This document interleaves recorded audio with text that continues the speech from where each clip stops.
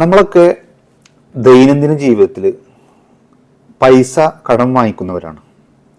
നമ്മുടെ വേണ്ടപ്പെട്ടവരിൽ നിന്ന്, നമ്മുടെ കുടുംബാംഗങ്ങളിൽ നിന്ന്, നമ്മുടെ സുഹൃത്തുക്കളിൽ നിന്നൊക്കെ നമ്മൾ പൈസ കടമായിട്ട് വാങ്ങിക്കാറുണ്ട്. അപ്പോൾ വാങ്ങിക്കുന്ന സമയത്ത് നമ്മൾ അടുത്ത ആഴ്ച തിരിച്ചു തരാം എന്ന് പറയാറുണ്ട്. അതല്ലെങ്കിൽ അടുത്ത മാസം 1-ാം തീയതി തിരിച്ചു തരട്ടാ എന്ന് പറയാറുണ്ട്.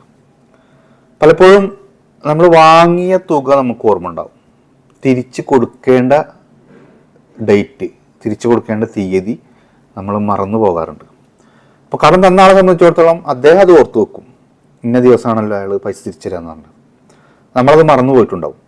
അപ്പോൾ കടം വാങ്ങിയ തുക നമ്മൾ ഡയറിയിലോ മൊബൈൽ നോട്ട്സിലോ ഒക്കെ എഴുതി വെക്കാറുണ്ട്. നമ്മൾ ഇത്ര രൂപ കടം വാങ്ങി എന്നത്. അതോടൊപ്പം തന്നെ വളരെ ശ്രദ്ധാപൂർവം എഴുതി വെക്കേണ്ട മറ്റൊന്നു കൂടിയാണ് തിരിച്ചു കൊടുക്കാമെന്നേറ്റ തീയതിയും കൂടി.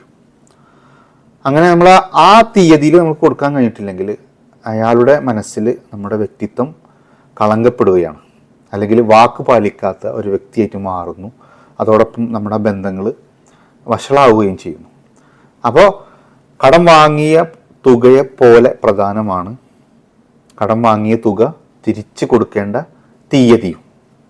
കൃത്യമായിട്ട് അത് രണ്ടും നമ്മൾ എഴുതി ആ സമയത്ത് നമ്മൾ തിരിച്ചു കൊടുക്കാൻ ശ്രദ്ധിക്കേണ്ടതുണ്ട്. നന്ദി, നമസ്കാരം.